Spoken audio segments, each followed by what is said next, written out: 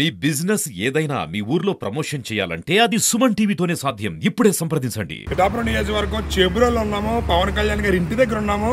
రేపు ఎలక్షన్ ఫలితాలు వెలువడనున్న నేపథ్యంలో మన పవన్ కళ్యాణ్ గారి ఇంటి దగ్గర రావడం అయితే జరిగింది. ఇక్కడ పవన్ కళ్యాణ్ గారు గెలుపు అవకాశాలు రేపు ఫలితాలు వెలువడతాయని చెప్పి ఇంటి ఓనర్, ఇక్కడ పవన్ కళ్యాణ్ గారి ఇంటి ఓనర్ స్పందన మనం తెలుసుకునే ప్రయత్నంలో భాగంగా ఇక్కడికైతే రావడం జరిగింది. ఇక్కడ ఏ విధంగా ఉంది వాతావరణం అని తెలుసుకునే ప్రయత్నంలో భాగంగా సుమన్ టీవీ ప్రయత్నం చేసింది. ఇక్కడ పవన్ కళ్యాణ్ గారు 2 నెలల నుంచి కూడా ఎన్నికలు పవన్ కళ్యాణ్ గారు పోటీ చేస్తారని ప్రకటించినప్పటి నుంచి కూడా పిఠాపురం నియోజకవర్గానికి సంబంధించి కార్యకలాపాలన్నీ కూడా పవన్ కళ్యాణ్ గారు ఇదే ఇంటిలో ఉండి ఇక్కడ నుంచి కొనసాగించడం అయితే జరిగింది. ఇక్కడ ఇంటి యజమాని అయినటువంటి ఓదూరు నాగేశ్వరరావు గారు ఉన్నారు.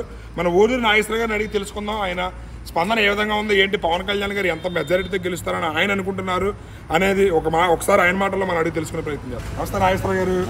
ఎప్పుడెప్పుడు అని ఎదురు చూస్తున్న ఫలితాలు ఇంకా కేవలం 16 గంటలు మాత్రమే మిగిలి ఉంది. ఎలా ఉంది మీకు? టెన్షన్గా ఏమన్నా అనిపిస్తుందా? ఈ టెన్షన్ అంటే అండి, ఆల్రెడీ మెజారిటీ ఎంత వస్తుందని మనం చూసుకుంటున్నాం కానివ్వండి, 60, 70, 80 వేలు రావాలని మేము అనుకుంటున్నామండి. మా అంచనాల ప్రకారం కరెక్ట్గా వస్తుంది సార్. 70, 80 వేలు మెజారిటీ వస్తుందండి.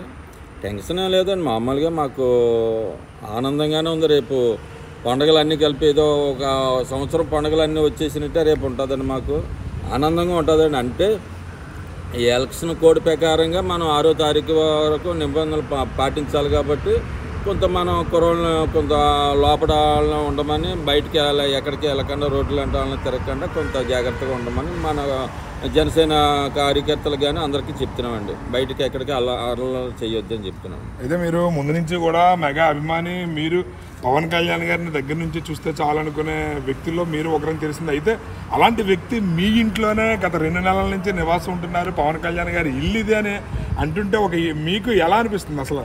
అంటే మాకు వచ్చి చాలా ఆనందంగా ఉందండి. ఎప్పటికైనా మనం పవన్ కళ్యాణ్ గారితో ఫోటో తీయించుకుంటామా లేదా అన్న ఆలోచనలో కొన్నాళ్ళ పాటు మాకు ఉన్నాయండి అందరికిలాగే. అయినా ఎప్పుడైతే సార్ మన ఇంటికి వచ్చారో ఇంకా మాకు చాలా ఆనందంగా ఉందండి. మాకే కాదండి, మా చేబ్రోలకే ఎప్పుడో చేసుకున్న అనుకుంటాను మేము. చేబ్రోలే అలాగే పిఠాపురం మొత్తం అంతా, పిఠాపురం కాన్స్టిట్యున్సీ కూడా అంతా ఎప్పుడో ఏ జన్మలో చేసుకున్న పుణ్యం అనుకుంటున్నాను మేము. అయితే ఇప్పుడు పవన్ కళ్యాణ్ గారు మీ ఇంటికి వచ్చిన తర్వాత ఆయనతో మీరు మాట్లాడిన పరిస్థితులు ఏదో చూసిన తర్వాత ఆయనతో మీరు ట్రావెల్ చేసి ఉంటారు. ఎలా అనిపించింది సార్? అంటే పవన్ కళ్యాణ్ గారి గురించి కలవక ముందు, కలిసిన తర్వాత మీకు ఆయన గురించి ఏ విధంగా అనిపించింది?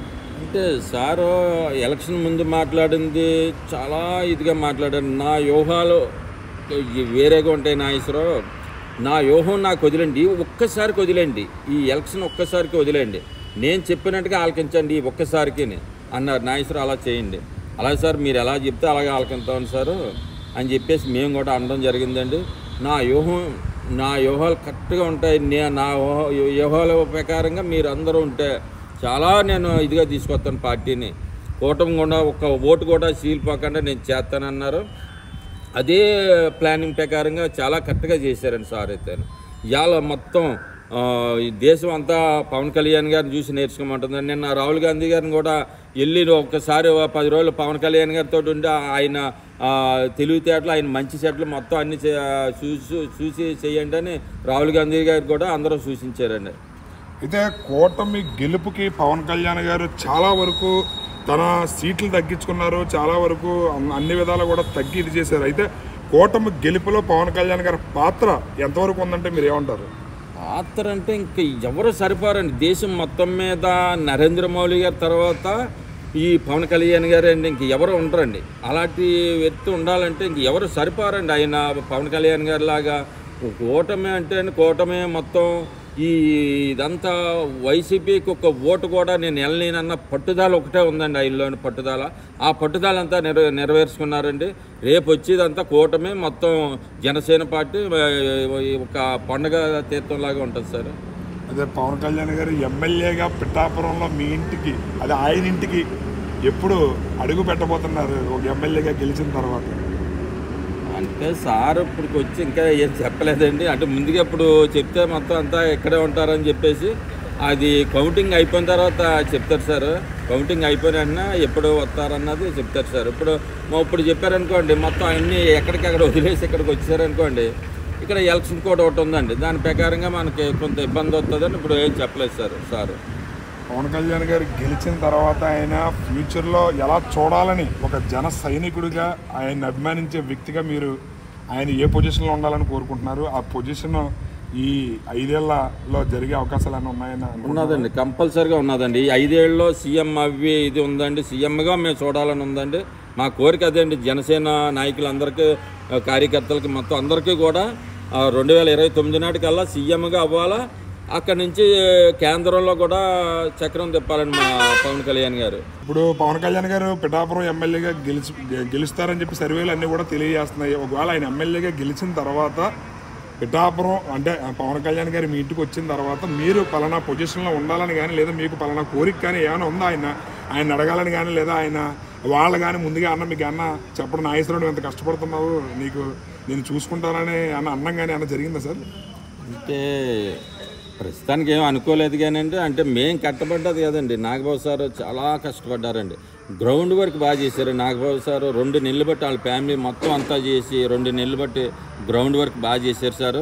ఒక ఎవరన్నా మాట్లాడే వాళ్ళు వెళ్ళామనుకోండి, నా చుట్టేపులుగా తిరగడం, వెళ్ళి ఊరి మీదకి వెళ్ళి ఒక 10 ఓట్లు లాక్కురండి అని చెప్పేసి అంత టెన్షన్లాగా పడివారండి. చాలా టెన్షన్ తోటి ఉండేవారు. భోజనం ఎప్పుడన్నా చేశారు, భోజనం చేస్తారులేనా సార్, భోజనం మాటకెళ్ళా మనం రోజు చేసేదే కాదు.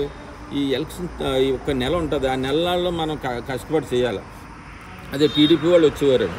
ఆ టీడీపీ వాళ్ళు అందరికీ కూడా మీటింగ్ చేసి, బాబు మీరు ఈ జనసేన ఒకటే కుదరదు, కూటమంతా వచ్చినప్పుడు మనం ఇన్ని అవుతాం అని చెప్పేసి ప్రతి ఒక్కరికి కూడా టీడీపీ వాళ్ళు కూడా అదే విధంగా చెప్పుకుని వచ్చారండి నాగబాబు సార్. కారణంగా మాకు నాగబాబు సార్కి ఏంటంటే అండి, ఇందులో నాగబాబు సార్ కదండి, మన మర్రెడ్డి శ్రీనివాస్ ఉన్నారండి, ఆయన కూడా చాలా కష్టపడ్డారండి. అజయ్ గారు ఉన్నారు, సందీప్ ఉన్నారండి, అలా కూడా వాళ్ళ ముగ్గురు కూడా చాలా కష్టపడ్డారు. అలాగే నాగబాబు సార్ మొత్తం ఈ గ్రౌండ్ వర్క్ చేయకపోతే ఇందులో ఏమీ లేదు సార్, అంత వర్క్ చేశారండి నాగబాబు సార్. అక్కడ 2-3 మీటింగ్లు అవి అండి గోకులంలో, ఇక్కడ 2-3 మీటింగ్లు, అలాగే టెన్షన్ తోటి అలా తిరిగిపోయారండి. ఆ కారణంగా నాగబాబు సార్కి మాకు పిఠాపురం కాన్స్టిట్యున్సీ ఇన్ఛార్జ్ ఇచ్చండి.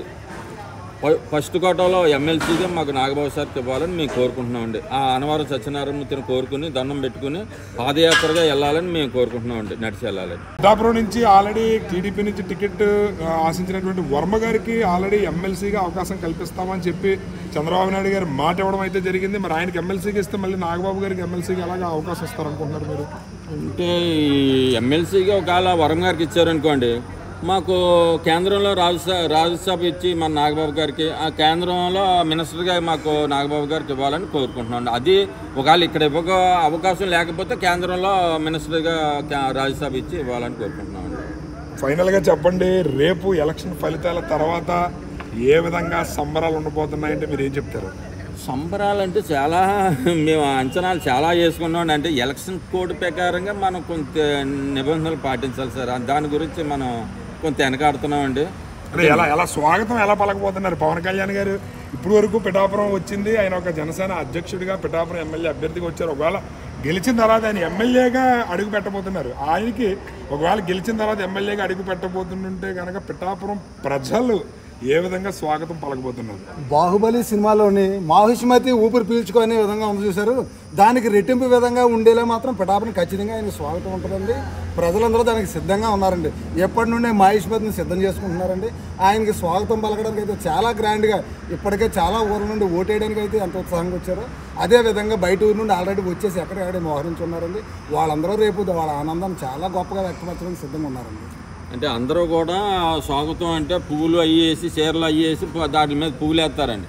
ఇప్పుడు పవన్ కళ్యాణ్ గారు గెలిచిన తర్వాత వచ్చిన తర్వాత మేము ఏం చేస్తామంటే బంగారం పూతతోటి చీరలు కట్టి పూత మీద బంగారం చీర మీద నడిపిస్తామండి సార్ని. అంత ఆనందంగా ఉందండి మాకు.